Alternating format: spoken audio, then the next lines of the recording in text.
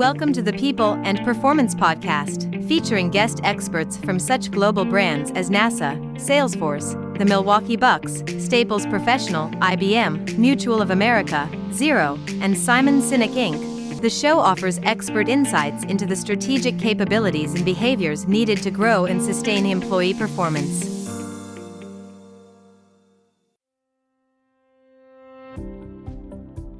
Thanks for tuning into this episode. Hey, this is Bill Banham, your show co-host and editor over at the HR Gazette.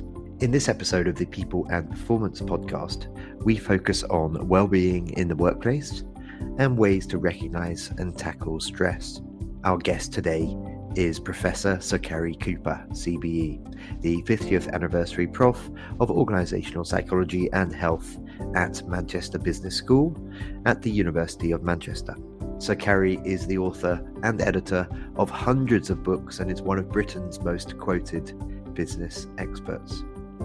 Sir Cary was awarded the CBE by the Queen in 2001 for his contributions to organisational health and safety, and in 2014 he was awarded a knighthood for his contributions to the social sciences.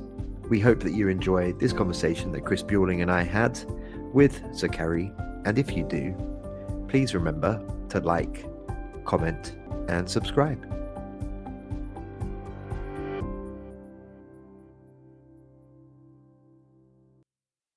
Sir Cary, Chris and I are delighted to welcome you to the People and Performance Podcast today.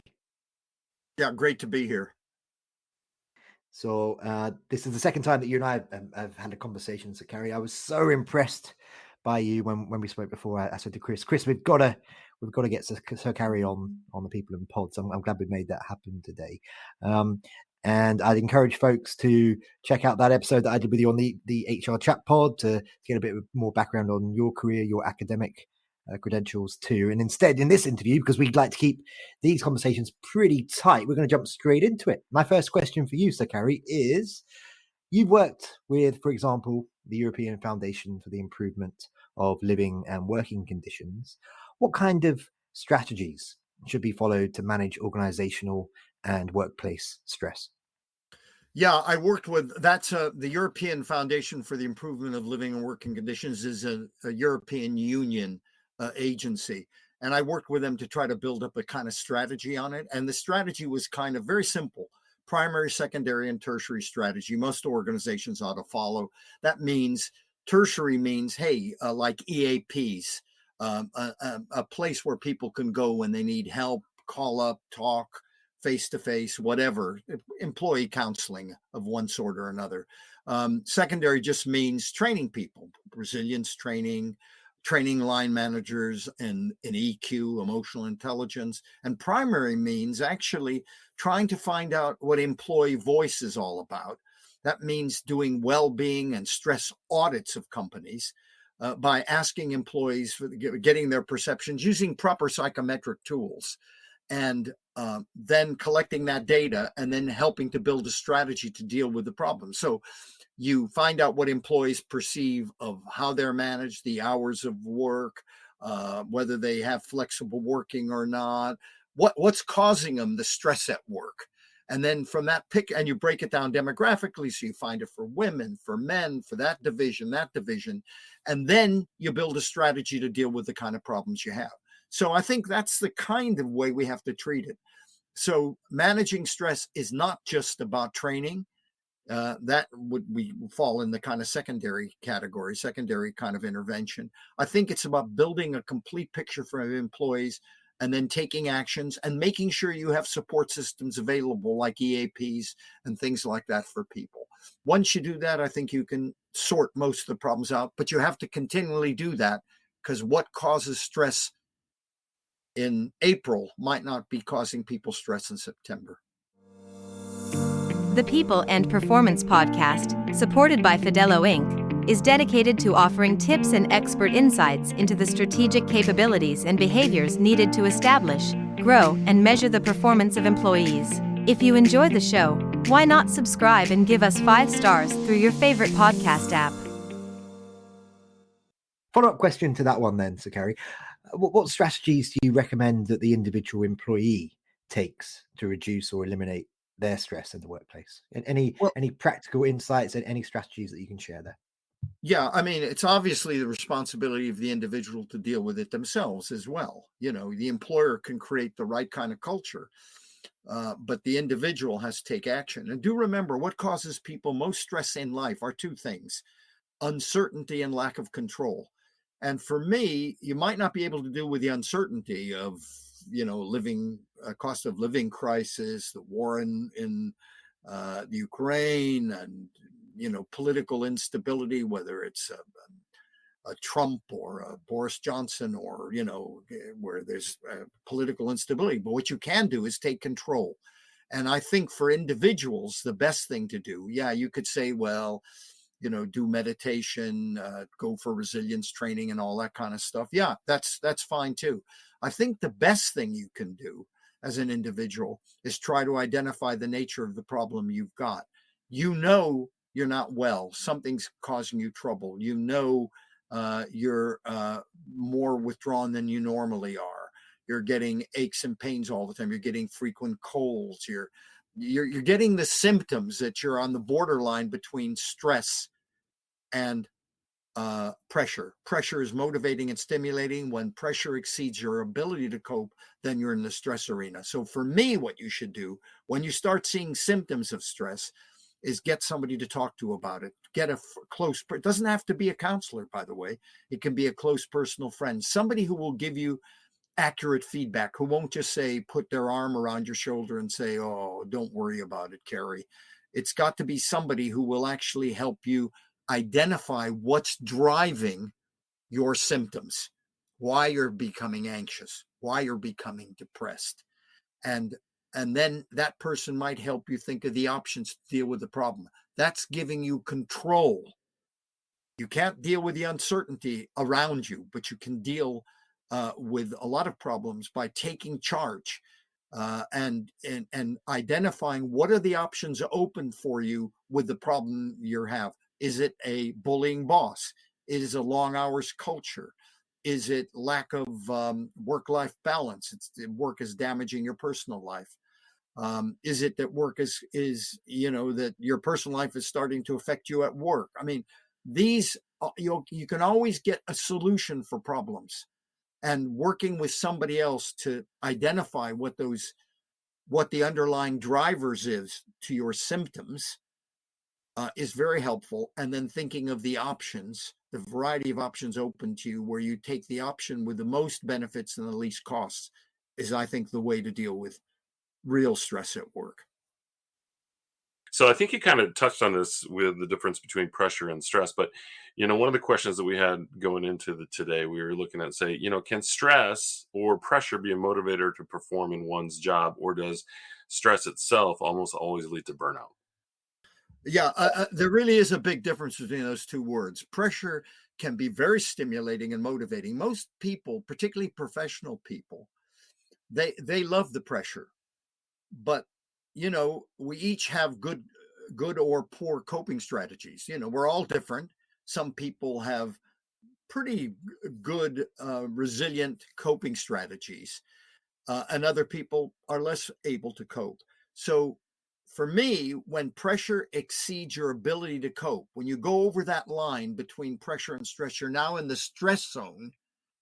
That's when you really have to take action. And that is different. And stress in my definition of it, stress is not a positive, it is a negative. Pressure is a positive. And unless you deal with the problem when you cross the line, when you cross over the line, then it'll just get worse. So if you have a bullying line manager, and you go into work every day and this person fault finds with you, everything you do is wrong, and you dread going into work, yet you need the job, you have a mortgage, you have kids at school, you have this, that, and the other, and you can't leave this particular job. You've got a problem, but you do have to think of the options open to you. And there are always options. Should you stay within that organization but go to another part of it? Should you leave it, look for another job while you're there, and then find another job? Should you confront your line manager with their behavior? And it depends on whether that person's a natural bully or not. So there are always options to deal with your issue. But when you're in the stress zone, that's not healthy.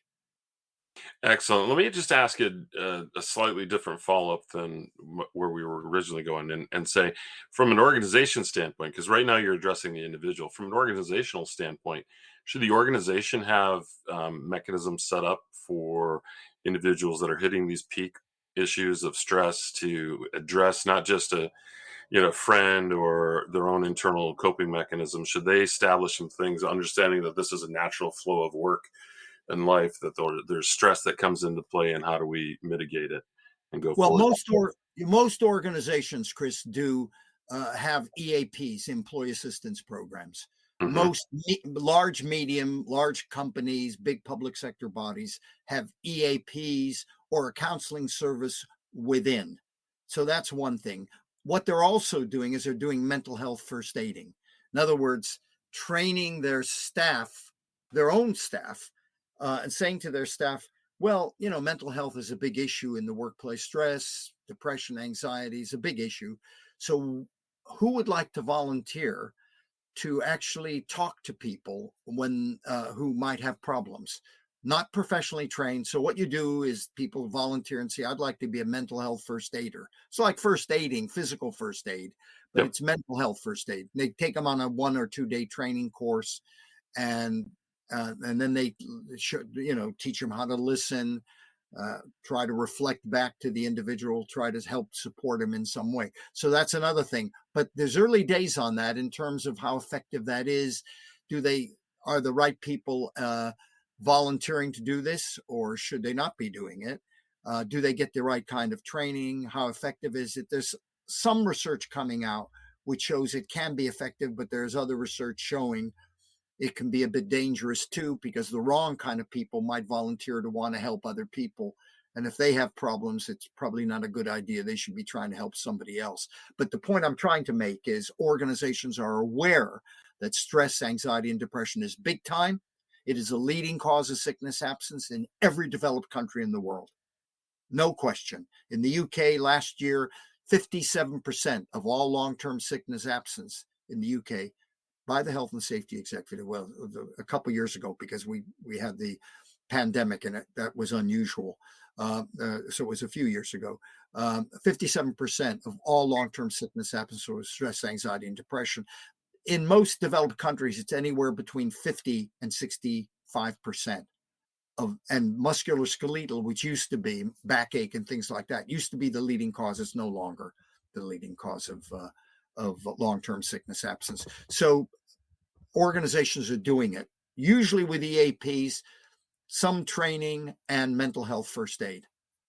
Excellent. Thank you. Yeah, because I do see some orgs that don't do it, and I think it's important for them to step back, at least in the States, for them to step back and start looking at how do we deal with this, because there's a lot of just discussion around those situations you talked about, but that I haven't seen. EAPs are great when they're in place, or if they're in place and not utilized, it's not good. So it's, how do you work them, and how do you get people to work inside those parameters is the big thing. So anyway, let me change up topic here, and let's just hit on something on, the concept of work-life balance here. We all have these phones that are pretty much everything that Star Trek gave to us back in the 60s, right? Our camcorder and our tricorder and all that stuff that do all these things. And what that does is people tend to be connected all the time with employees. They're getting text messages, they're getting emails, they're checking them here, they're checking them at night before they go to bed. They're getting stuff from clients. Clients don't seem to see there's a boundary anymore a lot of times, depending upon where you're working with and who you're working with. How can employees switch off this concept of, I'm always enabled, but I need to divorce myself from this? And the question after that is, do you recommend practices like not checking emails on weekends or the evenings? Yeah, this is a really big issue. So I run the National Forum for Health and Wellbeing at Work, which I created about 5.5 years ago, because a number of chief medical officers and HR directors of companies came to me at Manchester Business School and said, Cary, we need a place where we can talk about the big issues on health and well-being and stress at work. Will you form this group, which now has 44 global members? We're talking very senior people. HR directors, chief medical officers, directors of health and well-being. Many companies have them now. And when we were talking about it, they said that the biggest issue we have is the line manager, but let's get to that elsewhere. But the second biggest issue when we formed this 5 years ago was emails. And because of the 724 culture that, companies were sending emails to people out of office hours, at night, at weekends, when they're on holidays. And they felt that that was damaging people's health. And so much so that, I don't know if you know this, but if you, the French 2 years ago passed a law called the Right to Disconnect Law. The Portuguese have passed a law. Italy's, so those two countries did. Italy is about to introduce it in its parliament as well. New Zealand is doing it. The number of countries in the EU are going after the Right to Disconnect Law, which says that no manager can send an email out of office hours to their subordinates. That means at night, weekends, and on holidays. Now, I'm not a big fan of that, because if we're to have flexible working, good work-life balance by allowing people to work hybridly and flexibly, if they want to pick up their kids from school at 3:30 and then work at night and spend time with them, read with them, be with them when they come out of school, but then do the work at 8 o'clock at night, well, if the servers close down or if it's illegal to do that, then how does flexible working work? But there should be guidelines, and my national forum came up with a 4-page guideline on what you should do. For example, you don't send emails out of office hours, like the Right to Disconnect Law says, unless absolutely necessary. So you don't send an email on a Friday night. You don't send an email over the weekend. You don't send an email while they're on holiday. You don't send it at night, full stop, unless, but you see, a lot of managers will then say, okay, well, you know what I do on a Friday night or a Tuesday night or any night, I send an email to somebody, but I say you don't have to deal with it to the next morning or or over the weekend. But you know what? If your boss says that to you, you do it, and you worry about it, and it affects your weekend. So that's not going to work. You need guidelines, and companies need to come up with guidelines. Don't CC in everybody to protect your backside. Don't send emails out of office hours unless absolutely necessary. Don't send an email and say, but you can do this later. Send it to them when the later is rather than now. There's a whole load of things that you should and shouldn't do. And the bad news is most companies don't have these guidelines.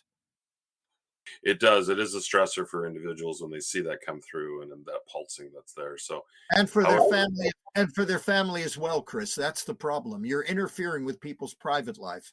yeah, And sometimes it's necessary because something really important comes up at work, but it's rare.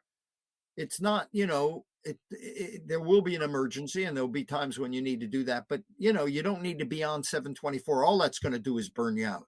You've got another book out. You've released so many books. Your latest book is called Occupational Health and Wellbeing, Sir Cary. The full title is Occupational Health and Wellbeing, Challenges and Opportunities in Theory and Practice. And the book covers a wealth of topical and relevant themes, and they include defining wellbeing in a modern world, toxic leadership, mental health, first aid, the application of positive psychology, and what the new normal looks like. In 1 minute or less, Sir Cary, we're going to challenge you. In 1 minute or less, tell us about the book and some of the hoped for learning outcomes.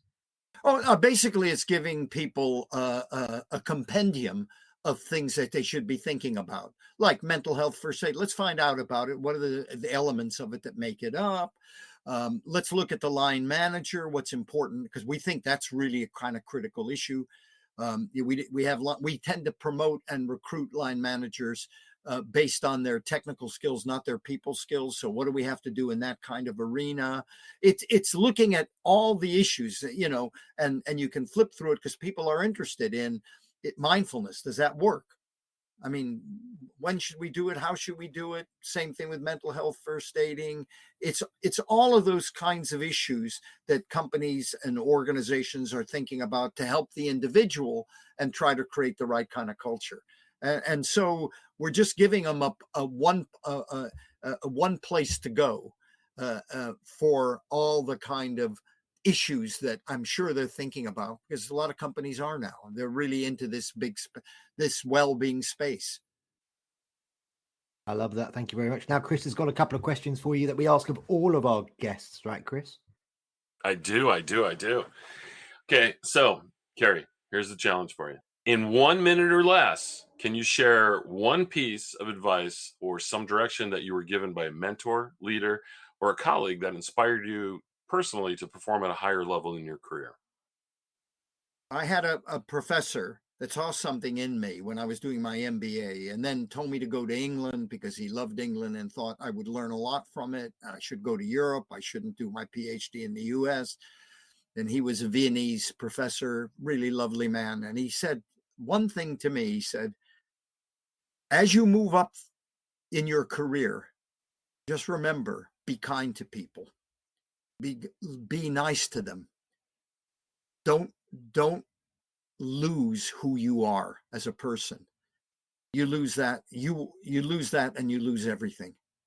And he says too many people climb the greasy pole and lose who they are and forget to be kind and helpful to other people. And I've tried to remember that all my career. And sometimes I lose it, but more often than not, I go back to thinking about that person as a human being, and would I like to treat that person if that person was my daughter? Would I like somebody else to treat them like I'm about to treat them? I always think that way before I do it. Be kind. He said that to me, and I think is a really powerful bit of information and usefulness for me. Excellent. And just to share from an observational standpoint, in the few minutes that we've had with you, that has come across in every statement you've made and any response that you've brought back to the table. And it's not just in the way you responded to our questions, it's in the work that you've done from your career standpoint and the pieces you put in place. Yeah. And that is self-evident. And so thank you for sharing that. Last question that I have for you. Okay. And we ask everybody this because we're just pulling it together for every one of our interviews. The question is, from a culture and people processes perspective, what does a high-performing company mean to you? A high-performing company to me means a company that's compassionate, loyal, actually cares about their employees, engages them, and looks after them. It's a family. A high-performing company is a family. It is not just looking at the bottom line. When people need help, they support them, and then they pay them back by their loyalty and by their performance.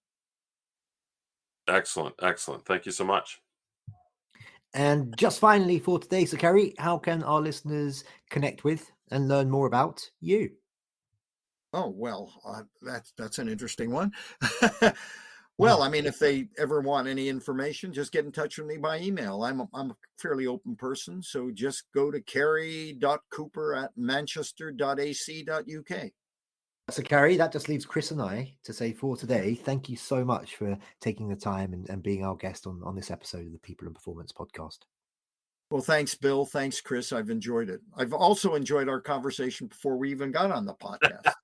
And it could have gone on a lot longer too. So it could have done, yeah. It was very good. So thank you, Cary. We appreciate the time today and the wisdom that you bring from all your years of experience. Well, thank you. I enjoyed it very much. Thank you for listening to the People and Performance Podcast. If you enjoyed this episode, please remember to like, comment, and subscribe.